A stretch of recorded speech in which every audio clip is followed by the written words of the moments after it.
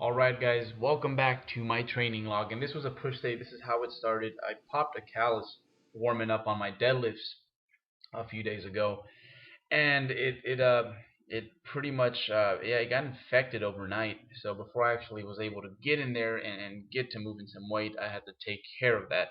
But once we cleaned that up, it was straight to work. This was 245, I believe. Yes, 245 on the incline for a set. I don't recall if it's 405. I think I did it for 5 reps with one in the tank. So the rep range on my first movement is 4 to 6 reps. I only do one set because as many of you know, and I've brought it up in a few videos, I'm battling some shoulder issues right now, so the volume is really kept to a minimum while I take care of that. So this was my heavy set, you could say, just to kind of maintain strength. And then after that, we got into the myo reps, cluster work, or rest pause. I like to call it myo reps because that's the exact protocol I'm following, and it's a good way to make your training that much more efficient when you really um, are not using that volume component too much. And right now, I can't. I mean, I love straight sets, but right now, until I take care of these shoulder issues, I can't. And this was 205 for a activation set. I believe it was somewhere between 10 and 12 reps. And then I did clusters of 3s and 2s. And for a minute there, I was pretty worried about whether or not I was going to be able to get this done today. Melissa's off on vacation. She's out in Florida visiting her family, so I'm kind of left here without a workout partner. And in order to get rest, pause, and cluster work done, you definitely need a competent spotter.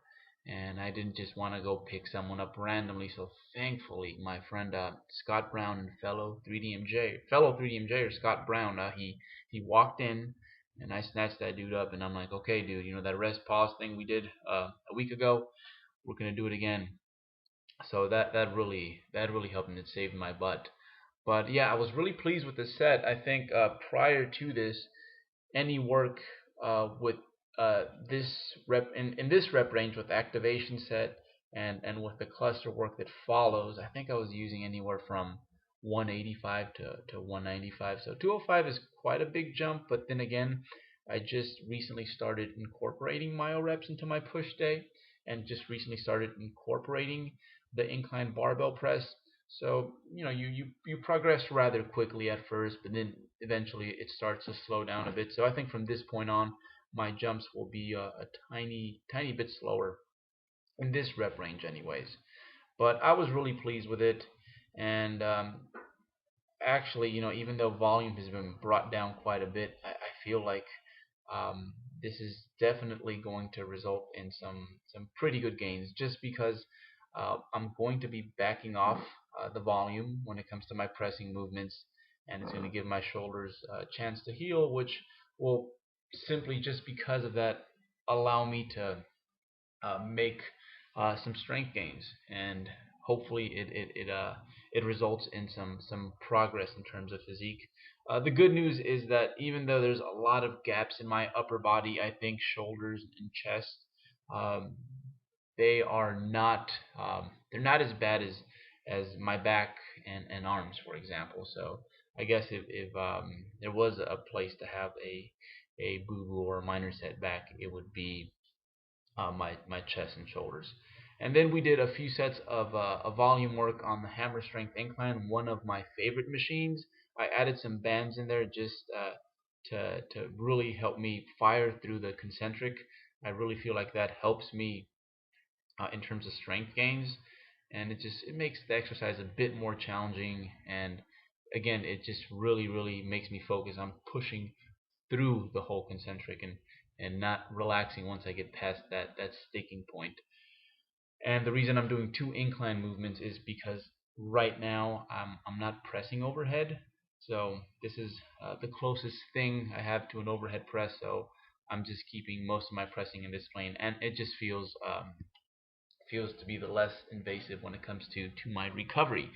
Did some tricep work right after, and this is auto regulated as well. 2 movements. I'm only filming one, but 2 movements where Basically, I find a weight that I can do for 15 reps with about 1 rep in the tank, and then I just keep pounding away with that weight until I can no longer do 12 for the first exercise, and then until I can no longer do 10 for the next exercise, and then it's time to move on. So while the chest and shoulders are not really weak body parts, my arms will forever keep me up at night, and because of that, I am always doing more work.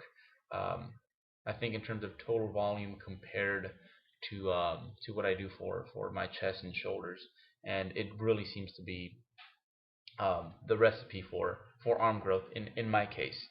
Um, so this was my push day, and then I also filmed my back day. And my back day is probably where usually I gobble up the most volume.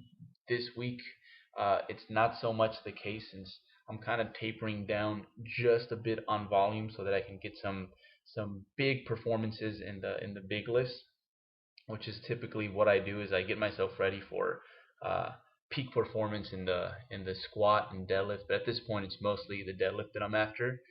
This is the Hammer Strength High Row, and I really love this machine. This was one of the things that sold me when I checked out this gym for the first time. So the cool thing about the Hammer Strength High Row is that you really cannot do this or replicate this movement in the gym with free weights. There's really nothing out there you can do to hit your trapezius 3 and trapezius 4 in this manner. So most people are really big on shrugging when it comes to trap work, but these muscles often get neglected, and this machine is a great way of going about hitting these.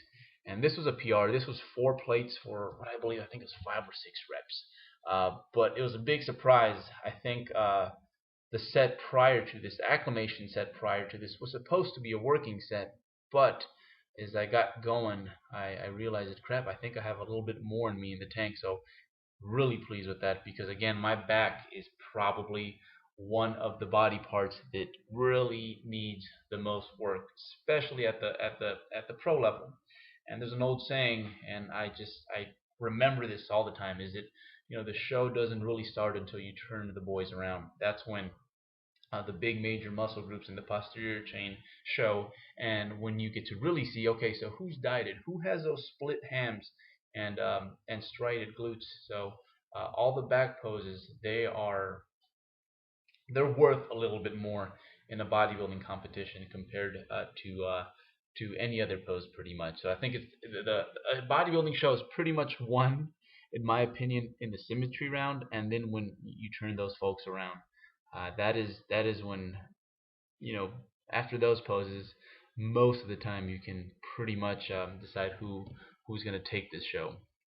So we did a few sets of this, and again, these were some big PRs for me, and I certainly do them with a little bit of body English, probably a little bit more than I would have my more novice trainees use, and even some of my intermediate athletes use. But I think at this point, it's something that I need in order to really overload that area. And I think before you start making little alterations to a movement, you have to know what textbook form looks like.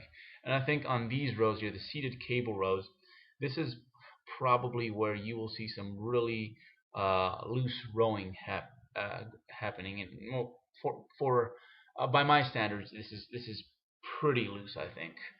But yeah, I feel that right now, in order to get the overload I need back there, I definitely need just a little bit of body English within reason, and of course staying true to this form and staying true to this amount of recklessness while From now. After my So show. yeah, and Day after my show. just know that you have to win or you're kicked out of the team. That's just the way it works. Okay. So yeah, if you don't win, that's kind of, we're done. And the same thing with this dude. He just won't talk to you anymore. He said, peace. So No pressure though. all or nothing. That's how we do it at No 3D pressure. Muscle Journey. Yeah. you who don't know, that is a joke, Andrea is not only one of my athletes, but she's become a good friend over the last few months, and we really enjoy having her here, and we're gonna keep her. So that was both of them pretty much saying adios. They were leaving, and it was just pretty much me alone from this point on. We got to work out together, and we've been doing that pretty frequently of late. This was my last set on the seated cable rows, and the way I set up my training load on this one, basically I have a rep quota, starting rep quota, and then an ending rep quota, and I keep pounding away at this movement until I can no longer meet the minimum rep quota. And then once I get to that point, I'm done. It's over. Time to move on to the next one. So it's a great way to auto regulate the load you're choosing and the volume. After that, we went into this machine here, the hammer strength pullover machine, and I had to tie bands to it because I was not comfortable with going as heavy as I typically do, because Melissa isn't here to hand over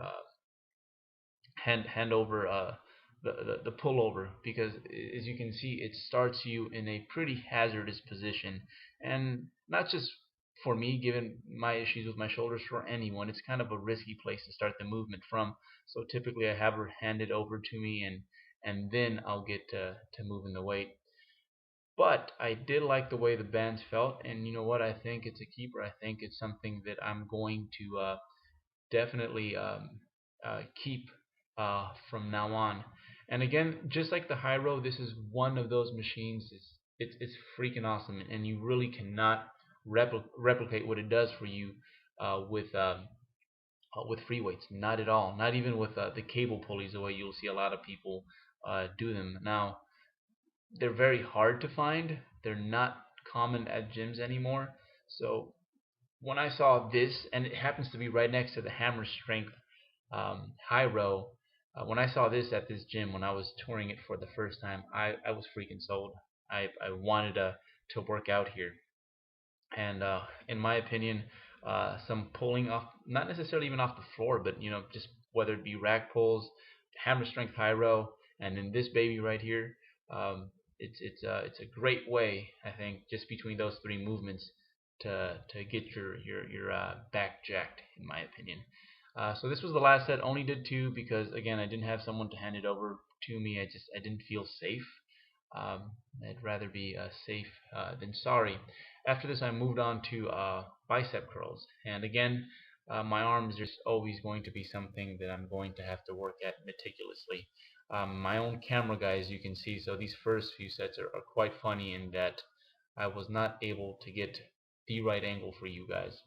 But yeah, um, basically what I do here, it's going to be 4 to 5 sets of anywhere from 6 to 10 reps is what I'm using, and I'm just pretty much auto regulating weight depending on how my elbows feel for the most part. And it's pretty much just straight sets with whatever I decide is the rep range for the day. So it's I'm pretty loose when it comes to my boundaries when it comes to bicep movements, and a lot of it has to do with just how tapped out I am from the pulling movements prior to this. But yeah, this was basically what a push and a pull day looks for me right now.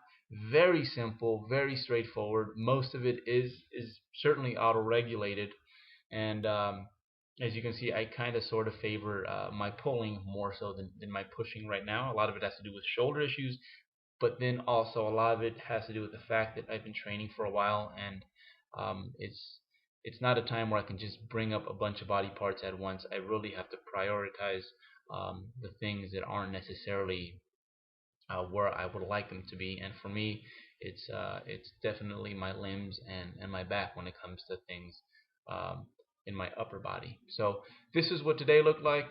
I will videotape my volume lower body day tomorrow, share that with you guys. And again, hopefully you guys are getting something out of these videos, because again, this is my routine. This is something that I designed for myself, but hopefully you guys can pick up little things here and there that you can apply to your own personal situation. But yeah, that is it. Thank you very much. Long video, guys. I will make sure that the other ones are just a wee bit shorter than this one.